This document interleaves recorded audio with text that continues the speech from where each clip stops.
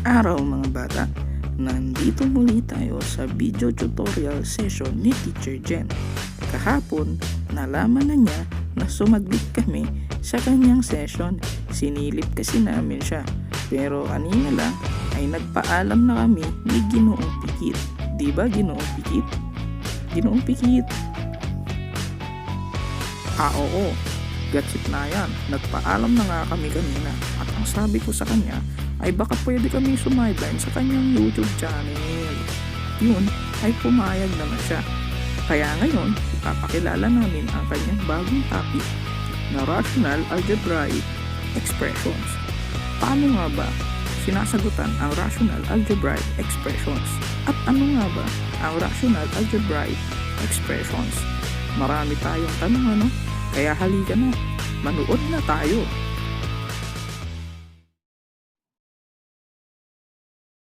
Okay, maraming salamat sa pagpapakilala sa akin, Ginoong Pikit at Gatsipnayan.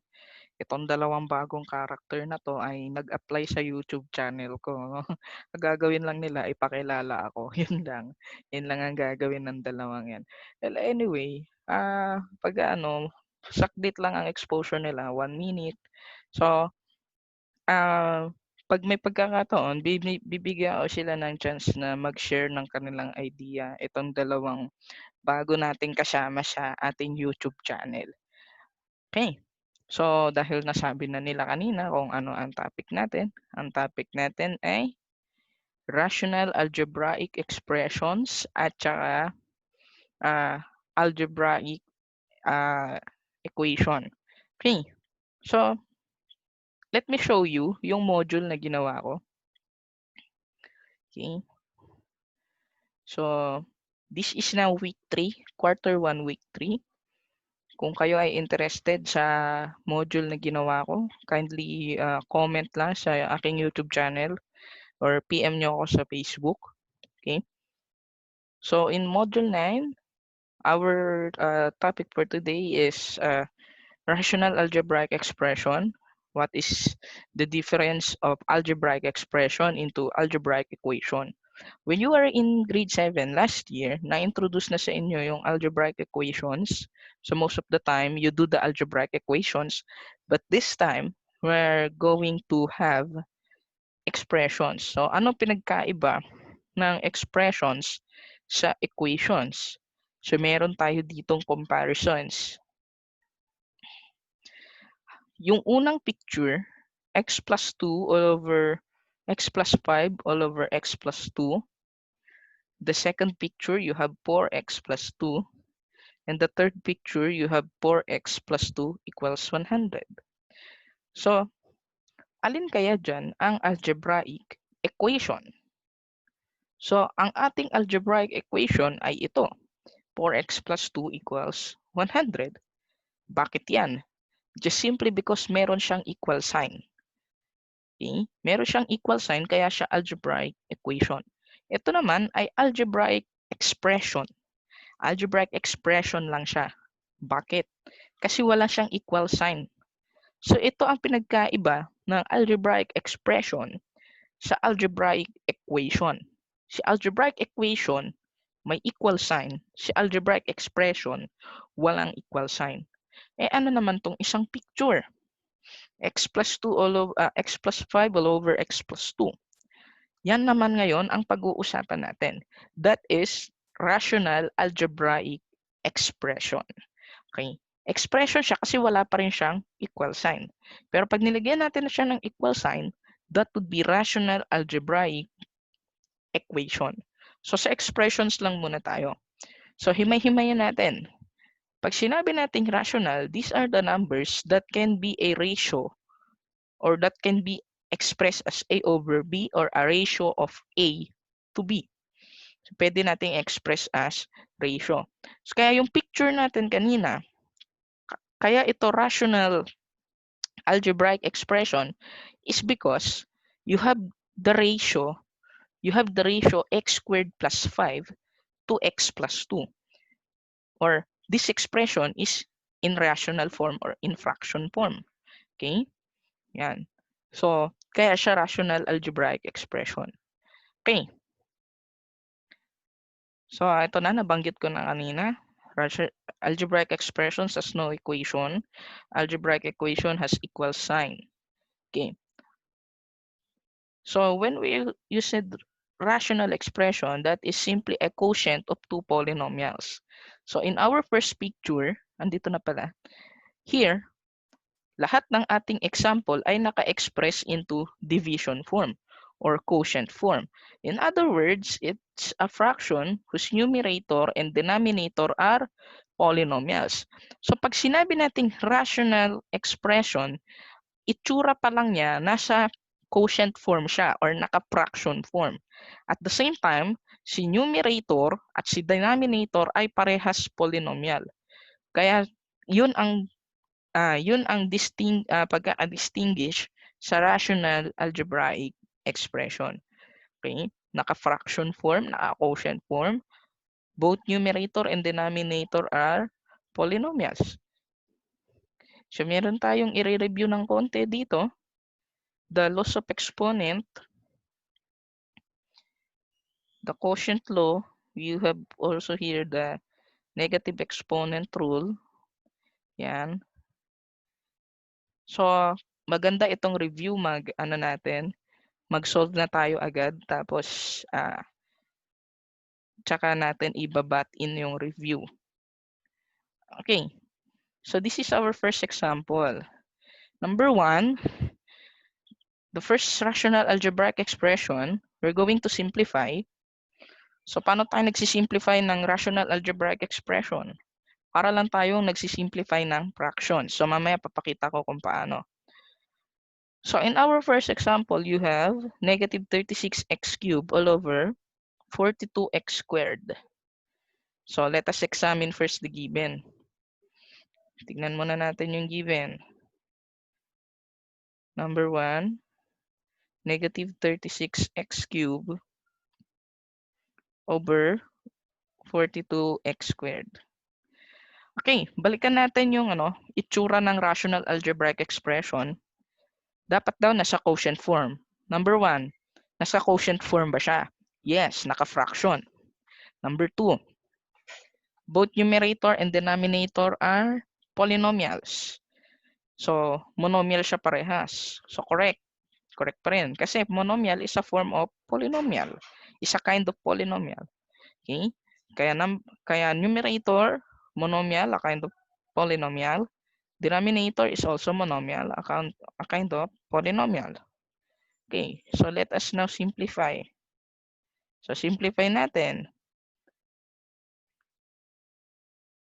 So, i-apply natin yung natutunan natin. No? Ipa-factor natin tong 36. So, ano ang factor ng 36? So, let's factor 36. So, you have 6 times 6. Then, you have x cubed. So, you have here x cubed. So, times x times x times x. Okay. Next, we factor the denominator. So, you have 6 times 7 times x times x. Again, so as you can see, meron na tayong madidivide dito. So 6 divided by 6 will give you 1. And here is 1. Then for x cubed over x squared, you have here another 1. Here, 1.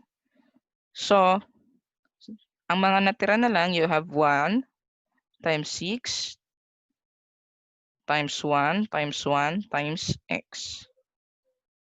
All over 1 times 7 times 1 times 1.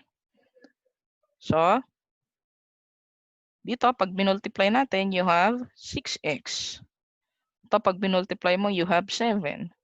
So, the answer is 6x over 7. Okay. We have another way. We have another way in presenting the solution. pwede nating i-apply ang loss of exponent. I-apply natin ang loss of exponent dito. So, ganun pa rin. Pwede nating i-factor yung 36. So, 6 times 6 times x cube. That is x cube. You have 6 times 7 times x squared. Wait lang. May na-overlook ako sa number 1. Nakalimutan ko ang negative. So, dapat ito ay negative 6x. Again, this is negative 6x over 7. Na-overlook ko yung negative. Mag-iingat kayo kasi kadalasan sakit din to ng mga bata. Careless mistakes ng mga bata. Naiiwan ang negative, akala dumi lang ng ballpen. Pero sagot pala siya. Okay. Sige. Buti na lang nakita natin uli. Okay, so, ganun pa rin. Makikita nyo, yung 6 dito common. 6 divided by 6, you have 1. You have here 1. So you have now 6x cubed all over 7x squared. But as you can see, pwede nating i-apply ang loss of exponent. Pwede nating i-apply, magiging 6 times x raised to 3 minus 2. You're going to subtract. Ibabawas mo lang yung exponent nito. Quotient law, law of exponent, quotient law. Pag same base sila, pag parehas ng base, i-subtract lang ang exponent. So, magiging 3 minus 2. So, you have, sorry, it's negative. So, you have negative 6x all over 7. So, they get the same answer. So, we got the same answer. Pero kung nakalimutan mo yung loss of exponent, pwede mong gawin itong ginawa kong nauna kanina. Pwede mong gawin yung naunang ginawa ko kanina. Ipa-factor mo lahat para tapos tsaka mo i-divide. Okay? Pero ang other way noon, you can apply the loss of exponent, the quotient law, kung saan iso-subtract mo na lang yung kanyang exponent. Okay, question. Question so far? Pakilagay na lang sa comment section kung may question. Yung kasama kong dalawa dyan, nakikinig lang sila kasi wala, gusto lang nilang makinig. Gusto lang nilang sumideline sa channel ko. No? Okay. Actually, sa lahat ng observer, yan dalawang ginoo na nandyan ay nakasakay sa barko na lumilipad. No? Meron akong observer galing sa far, far, far away. Okay, number 2. Okay, this one, number 2. 16x squared all over 16x cubed. 16x squared all over 16x cubed.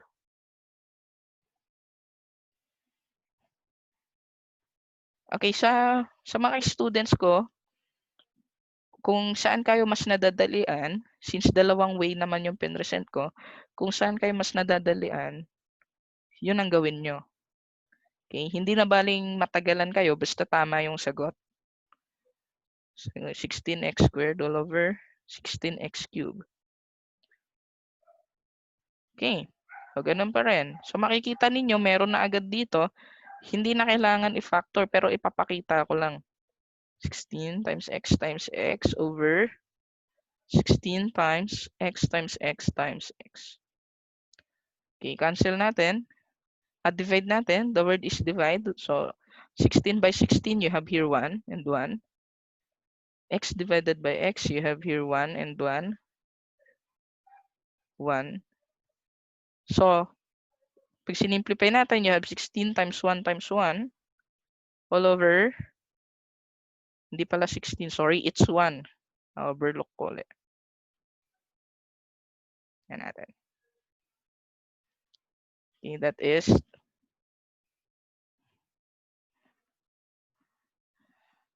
burahin ko nga muna lahat. Okay. Yan. So you have 1 times 1 times 1. Kasi ito ay 1. Pag dinivide mo dito, that is 1. All over 1. Ito 1 pa rin. Kasi pag dinivide mo to, that is 1. Dinivide mo to, that is 1. So you have 1 times 1 times 1 times x. So you have now 1 over x. Okay. Paalala lang. Common mistake po ng mga bata, pag ito ay na-divide po, pag ito ay na-divide, hindi nila nilalagay na 1. Wala silang nilalagay. Let's say for example, naalala ko, yung sagot last year, pakita ko to sa isang perspective. Perspective ng bata, 16 times x times x. Pakita ko lang kung ano yung ginawa ng bata na mali. Okay. So ito nung na-divide, ang sagot niya, ito lang. Walang 1 sa taas. Okay? Which is wrong. Ito yung maling perspective. Okay? Sinasabi ko to, sinishare ko sa video ko para hindi ulitin. Okay? So, paano i-correct itong perspective na to? So, ito yung explanation. Pag 16, pag dinivide mo siya, 16 divided by 16, that is 1. Both of them is 1. Pag x divided by x, both numerator and denominator is 1. The same with this, 1. And this is also 1. So as you can see, ang natira sa numerator, nung masimplify siya is 1 times 1 times 1. Sa denominator, nung matira, that is 1 times 1 times 1 times x. Kaya you have 1 over x. Hindi siya over x lang. Okay? Yan. Sige, so question. Let's have another. Okay, kung meron mga misconceptions na gusto nyong itanong sa akin regarding sa solution, feel free to comment on on the comment section. Okay, let's have number 3. 2 times r minus 4 all over r minus 2. Okay, ito medyo medyo gagamitan natin ng factoring. Okay. 2 times r minus 4 times over r minus 2. Okay, that is example number 3. 2 times r minus 4 all over r minus 2. Okay. So, ito medyo na to sa bata. Medyo complicated na to sa bata. Kanina kasi, ang example 1 at number 2, monomial sa taas, monomial sa ilalim. Ngayon, this time, binomial sa taas, binomial sa ilalim. So, meaning to say, hindi na siya ang factor niya, hindi na puro times. Let's say, for example, 2 times r times negative 4. Hindi ganun yan. Kasi ginagawa ng ibang bata, 2 times r times negative 4 all over r times negative 2. Mali po yan. Okay? Bakit mali yan? Kasi this is binomial at ang pag-factor ng binomial ay hindi katulad ng pag-factor ng monomial. So ano dapat ang gagawin natin? So gagawin natin, we're going to apply the previous strategies sa factoring. I-apply natin yung 6 na klase ng factoring.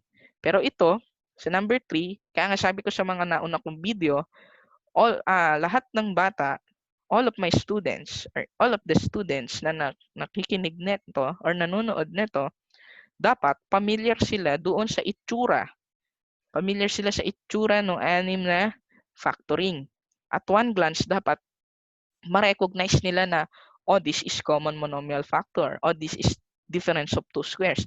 Kasi sa mga previous video ko, nagbigay ako ng mga strategies kung paano nila malalaman. Okay, so tingnan natin sa number 3, 2r minus 4 at saka r minus 2. Recall natin, meron kang CMF, may difference of two squares ka, sum and difference of two cubes, meron kang general trinomials, may perfect square trinomials ka, meron kang factoring by grouping. Okay. Yan, pasensyahan nyo na yung handwritten ko. Okay. So obviously, pag nag-umpisa tayo sa baba, wala naman akong i-grouping. General trinomial, perfect square trinomial, ang given ko ay hindi naman trinomial. Sum and difference of two cubes, wala naman akong cube na given.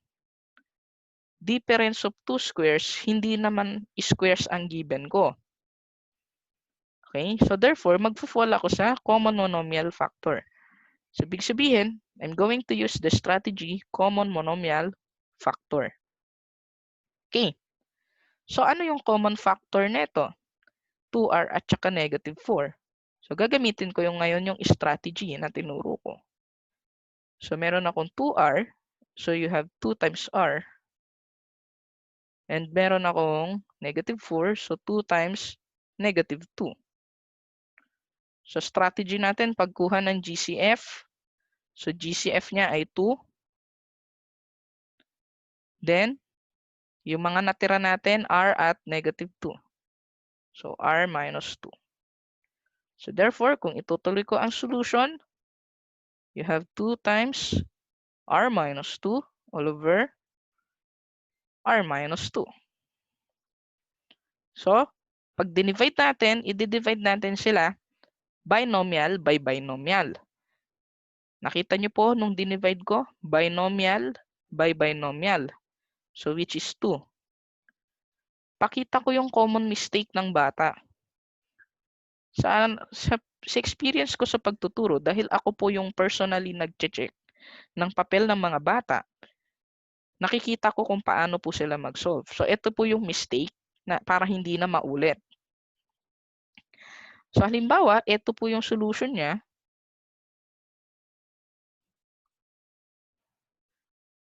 Yan. Halimbawa, ito yung solution niya. Ang gagawin ng bata sa pag-cancel ay ganito. Okay? Ano ang pinagkaiba ng solution na to dito? Anong pinagkaiba nila? Sa solution na ginawa ko, tinreat ko sila as binomial. Tinreat ko sila as isang expression. Okay? Isang binomial expression. Dito, tinreat ito ng bata as two expression. Pero hindi binomial. Parehas monomial. Kaya ganyan ang ginawa niya. Okay? So, dito, pag ito ang ginawang solution ng bata at nakasanayan niya to, magkakaroon siya ng mistakes sa mga susunod na example. Magkakaroon siya ng sa mga susunod na examples, magkakaroon siya ng mga maling answers. Okay? Maaaring dito sa example na to, tumama siya, pero sa mga susunod na examples at ganyan pa rin ang ginawa niya, malaki po ang possibility na mali na yung answers niya.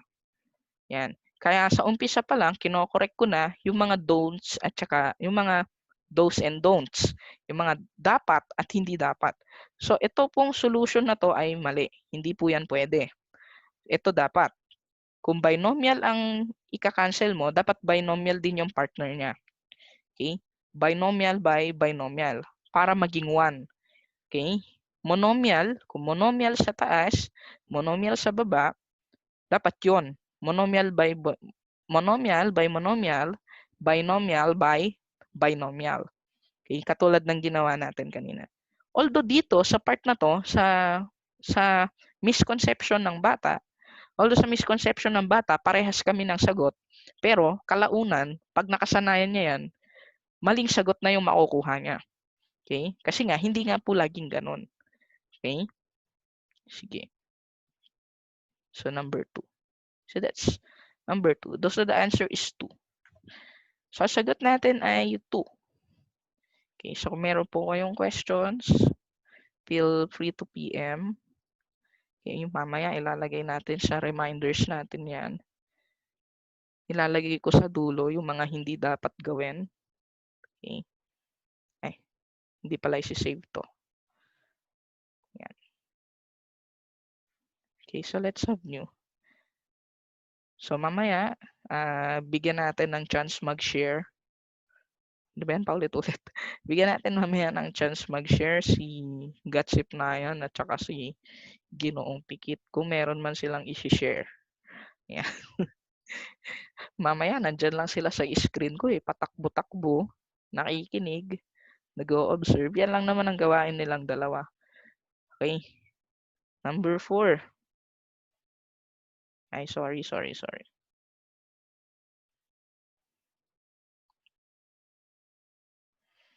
So, meron din ako na-ready sheet work. Okay, number 4. 45 over 10a minus 10. Okay, this one is different. Number 4. 45 over 10a minus 10. Okay, so this kind of given, monomial sa taas, binomial sa ilalim. Still polynomial, right? Okay, so obviously, dahil magkaiba siya, di natin siya pwedeng basta-basta i-cancel. Yung 45 at saka 10. Okay, meron tayong gagawin. Dahil binomial tong ilalim natin, makikita natin meron silang pagkakapareho, yung 10. Tama? So therefore, a-applyan natin to ng common monomial factor. So apply natin. Meron ka ditong 10a, 10 times a, meron kang negative 10, 10 times negative 1. So your GCF will be 10, a minus 1. So dito meron kang 45 over 10 times a minus 1. So 45 mo ngayon, pwedeng i-factor as 9 times 5. So 10 times a minus 1. Okay, so makikita mo, meron na lang pwedeng i-divide. Okay, para ka lang nagsisimplify ng fraction. So pwede ka nang mag-lowest term dito. So ito, lowest term ng 5 and 10 is 1/2. Okay, kasi ang GCF nila ay 5. So meron ka ritong 9 over 2 times a minus 1. Okay. So what will be the final answer? So, yung final answer natin, we need to simplify. So you have now 9 over 2 times a minus 1 times 2. So we have now 9 over 2a minus 2. Yan. So this is our final answer. 9 over 2a minus 2. Okay, so those are the simple examples of simplifying rational algebraic expressions. Okay, so maa-apply nyo rin dito yung paglo-lowest term natin ng fractions. Kanina in-apply din natin yung quotient rule ng exponent. Pero kung hindi nyo maalala yung quotient rule, pwede nyo gawin yung isa. Ilatag nyo lahat ng factor, tsaka ninyo i-divide. Okay. So, kung meron pa kayong mga questions or meron kayong nakitang example sa internet na mahirap, pwede nyong i-post sa aking comment section. Tapos sagutan natin sa mga susunod na video lessons. So, you can have a copy of my module. Mag-comment lang sa aking comment section. Okay? So, mamaya, bigyan natin ng chance na mag-share. Oh, meron pa palang isa. Number 5. X minus 4 over 3x squared minus 12x. Ayun, interesting. X minus 4 over, sige, meron pa pala naiwan. Naiwan. Okay. Kala ko tapos na ako eh. Yan. Sub number 5. x minus 4 over 3x squared minus 12x. Okay, so this one is both binomial. Binomial ang numerator, binomial ang denominator. Okay. So, dito. So, number 1, hindi siya mapa-factor na si number 1. Tama? Kasi wala nang common sa kanila eh. So, number 1 is already simplified. Wala na tayong kailangang gawin dyan. So, you can just write x minus 4. Si number 5, merong common. Parehas silang may variable na x. Okay, so still number 5 is common monomial factor. Bakit hindi difference of 2 squares? Kasi hindi naman perfect square si 3 at si 12. Okay, so CMF pa rin tayo. So you have 3x squared and you have negative 12x. So you have here 3 times x and you have here 3 times negative 4 times x. So therefore, your GCF now will be 3 and x. So GCF is 3x and this one, yung other factor natin is x minus 4 kasi ito yung natira. So, our factor here is 3x over x minus 4. Okay. So, kung mapapansin nyo, meron tayong binomial, common binomial. May common binomial tayo. So, divide natin. If you divide x minus 4 by x minus 4, you get 1. And you get 1. So, ang natira na lang is 1 all over 3x times 1. Or just simply 1 over 3x. So, this is our final answer. Okay, so if you have questions, you can drop you can drop at the comment section. Okay? So, kung meron kayong gustong idagdag, okay, kung sa tingin nyo sobrang dali ng example ni Ma'am Jen, wait, there's more. Kasi hindi pa tayo nag-a-add eh. Hindi pa tayo nag-a-add ng mga rational algebraic expressions. Pag nag-add tayo, marami dun. Marami akong ilalagay dun. Okay. So, please don't forget to subscribe to my YouTube channel. Again, ang bahala ng mag-closing yung dalawa. Total trabaho naman nila yan. Okay, so anyway, I'm Teacher Jen. So, if you have concerns, you can ask the 2 boys there. Dalawang boys na magko-closing mamaya. Okay. Sige, so see you on my next video tutorial. Okay? Thank you and have a good day. O mga bata, may natutunan ba kayo sa video tutorial session ngayon? Kanina, napakinggan natin na ang rational algebraic expressions ay mga expressions na nasa fraction form at parehas polynomial ang numerator at denominator at hindi sila gumagamit ng equal sign. Kapag ang isang expression ay mayroon ng equal sign, hindi na siya expression.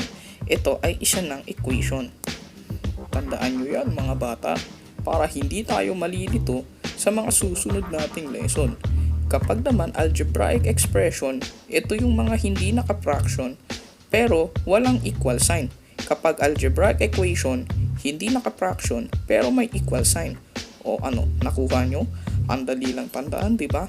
Kaya mga bata, mag-aral tayong mabuti.